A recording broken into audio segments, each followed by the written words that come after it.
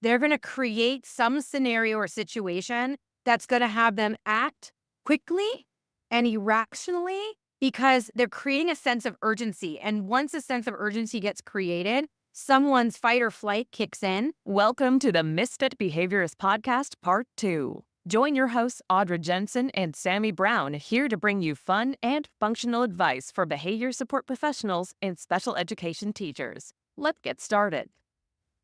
Welcome back to the Misfit Behavior. Sammy, what are we talking about today? So today we were talking about managing, I was going to say dealing with, but I think managing is a bit more appropriate. Aging parent. It's something I don't feel like is discussed enough amongst our group of friends. And to be fair, I'm in a smaller pocket, a micro group that's actually already facing that. Many of my friends are not quite there, so I'm paving the way.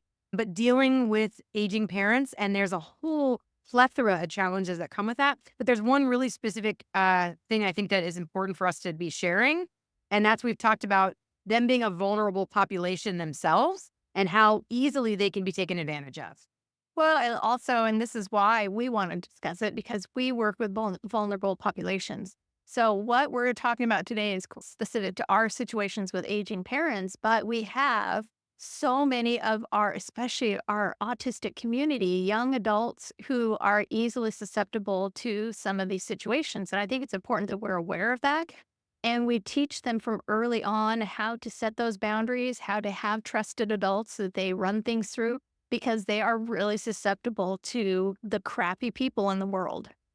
I think that one thing that's really important, regardless of if we're talking about our parents or we're talking about the population of individuals that we serve, is when we're providing access to whatever it is that we're giving them or teaching them, that we provide them with the examples and non-examples of that as well. And that's something that's really important for BCBAs that we talk about, is providing that information. So if you've got a young adult learner that's coming into gaining access to their own internet or emails or phones or technology specific, I think that there are some very severe pre-training that needs to occur to prevent very severe situations from happening. And giving them, I think you touched on it, giving them examples. I think what you would teach a typically developing kid growing up is going to be different. I was able to give very kind of general information to a typically developing daughter, and she understood what those meant. When it comes to my son, it had to be very clear, like this is the big rule or whatever, but these are specific examples of how this plays out, because some of our learners are not going to be able to understand the nuance that we just get naturally from our environment. They need those specific examples and non-examples of what the expected behaviors are in the community. I've talked to both of my children who have cell phones, how easy it is for someone to reach them. I mean, I dare someone in the 90s to try to connect with me via my pager, right? What were they going to do? I had a pager, like nothing is going to happen. But here we have different ages that have their own cell phone. And so we've had those very clear discussions of, if someone is calling you from a number that you do not recognize at all, do not answer, period. Because if it's important and it's somebody you know, they're going to call again. They're going to text message. They're going to leave a voicemail. And if they don't, it can't be that important. That's a perfect lead into the situations that my own mother has gone into. You know, my dad passed away just 6 months ago, and he dealt with Alzheimer's for the 5 years previous to that. So she's been kind of alone for a period of time. And because she comes from a different generation, my dad was the one who was in charge of the computers and the phones and managing everything. All of a sudden, she has all of this information. She doesn't know how to navigate it. And she has fallen for a number of scams, a number of times people sending her an email, or you know what? It's usually Facebook. Somebody posts something, a scam thing, and she clicks on the link thinking it's something, and then she gets some virus in there, and you're supposed to call Microsoft with the number that's on there. And so she gets pulled into these things. I mean, she went so far as they got her before she knew to hang up and call me. They got her in the Walmart parking lot about to pick up all the gift cards that they're supposed to get. They're supposed to fix the thing, whatever it was. And it's just, she's innocent. It comes from this innate desire of her to believe that everybody is doing good around her and that they're only good people. And she's the sweetest person. So she could never think that somebody's out to get her for whatever reason. And so she's a prime target, which is the same situation we have with a lot of our learners on the spectrum or otherwise. I live with a police officer, so I assume everybody's out to get me all the time because this is kind of what it is. But, my son is not like that. My mom is not like that. They assume everybody's out to do good. I think that what is so challenging, at least speaking about the aging population or our parents' generation, is they're not getting the feedback and the warnings from TikTok, from Instagram, maybe from Facebook. That seems to be the platform that is most chosen, but they need to hear more from the direct news and what are all the different types of scams. And I feel like sometimes what I see or hear is you'll hear it on the news, oh, here's the newest scam. I feel like that's something that we need to be talking about all the time. That should have its own segment because there are so many different types. So we talked a lot about don't answer a phone call from a number that you don't recognize and the importance that if it is somebody that you know and it's trying to reach you, they're going to leave a follow-up message in whether text form, voicemail, or whatnot. But it's also with email, checking the email address of who is sending it to you. If it's coming from a PayPal, if it's coming from Chase Bank, it should come from the .com of chasebank.com. It shouldn't come from a Gmail. And so that's the first thing is just looking into who it's coming from, but don't click any link at all. That and the newest thing is they can pirate the name. So it can look like it's coming from chase.com. And so it took a long time for me to get my mom to be able to do that. Like, don't answer those phone calls. I finally got her doing that. But now she may see chase.com and thinks it's actually from Chase. I'm like, don't answer anything directly. If there's something that looks like it might be true, go directly into your Chase Bank or you contact the Amazon or whatever directly. Don't use anything that they put into the email or on the Facebook post or whatever it is. Go directly to the source and find out and verify from there. Yes. And it's interesting because I've had these conversations just in generals in our family, preparing and hopefully preventing situations from occurring. But this is a scammer's full-time job. They're good at it. I mean, because it's all they're focusing on. And so even attachments and PDFs and documents and things that they're going to provide to you, they're going to look like they've been authenticated because that's what they are intending to do. And with AI and the things that we have available on the internet to us now, it's a scary place. And so one click on anything can give remote access to your computer and a lot can happen. And it happens very quickly. We talk a lot about behavior, obviously, as BCBAs, but just looking on the nuances of just human behavior, we all have kind of our own set routines. Even for me, if I'm getting up in the morning and I'm getting my cup of coffee first and then I'm feeding the dogs or taking the dogs out, there are certain things that we do just day to day.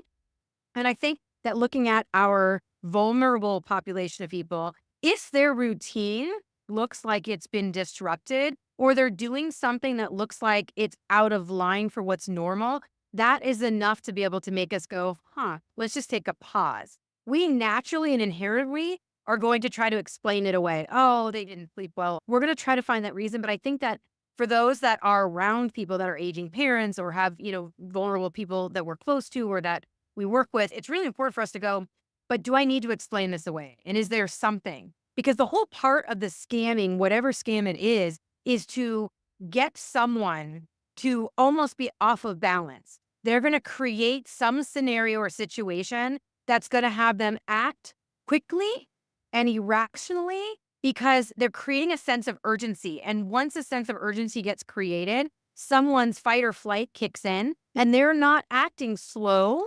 They're not acting methodical. They're going to make errors and mistakes. And that is the scammer's hope, is that they can catch them off of balance to get them to act and react in a manner that they want them to. It sounds like you've been through Scammers University. I'm actually thinking about starting a course. So my mom, we've trained her and she now knows to check her bank account regularly. And she saw a charge on there that was not hers. It was a small charge, which maybe, 5 years ago, she wouldn't have thought about it. But because we've trained her enough and enough stuff has happened, she immediately went into the bank itself. And she said, this isn't my charge. They were able to say, well, we can't do anything because it was pending still. So then she called me and I said, okay, you need to cancel your card number. She did that. She changed the card, and obviously nothing else is going to happen, at least with this situation. Whereas a year ago, maybe she would have fallen for the thing and the big charge and stuff. It's all about those examples and non examples and practicing and then getting reinforced because now she's avoided this situation from happening again. And it's interesting because I'd even with my own card had a charge go through that was a very small, you could almost have overlooked the charge. And I'm trying to figure out where the charge was, and it came from, originated in California, and the place was actually closed. And it didn't take much for me to reach out to my credit card company and dispute the charge. But really, what they even educated me is that sometimes if we're not even reporting the small one is just an initial test the water. Can I get away with making a purchase on this card? How aware is this individual? Because if they didn't stop it or change the Dispute. card number, dispute it, then they're going to try the card again. And they might try it again for another nondescript amount, or they might go in and buy themselves a whole pile of puppies. So it's a scary place to keep up with the amount of different type of scams. It's really challenging. I know that the Federal Trade Commission has something on their website you can go through. It'll say a lot of what the active scams are. I think it's really important as we bring it back to our populations that we work with, that we start from them as young as possible, talking about guarding themselves physically, emotionally, socially, financially, being on the guard and always going to those direct sources for information. And again, like I said, talking about always having a trusted adult in their community, in their life that they know that they can go talk to, regardless of what the situation is. If they feel like they fall in love with somebody, a trusted adult that will not pass judgment on them, but that will help them figure out if something's true or not true and what to do about it. And because the internet allows any individual to have their own secret identity, so to speak, you never know who is behind the screen. A really important part is not oversharing private information of where you live, the city that you live in, and even Facebook alone, even at the top. Anyone who's on your page, they know it's asked, what's your city that you live in? What's your date of birth? And so some of those things you actually need to go in and set the privacy setting to secret or to yourself only or to your friends only. So there's all these checks and balances that we really need to kind of slow down, but make sure that we're teaching those examples. Just to remember again, just teach your littles as young as you can. Boundaries. Yep. Thanks for joining us, and we will see you again next week. Thanks for listening to the Misfit Behaviorist. And be sure to tune in next week for more tips and tricks. Don't forget to subscribe so you don't miss an episode.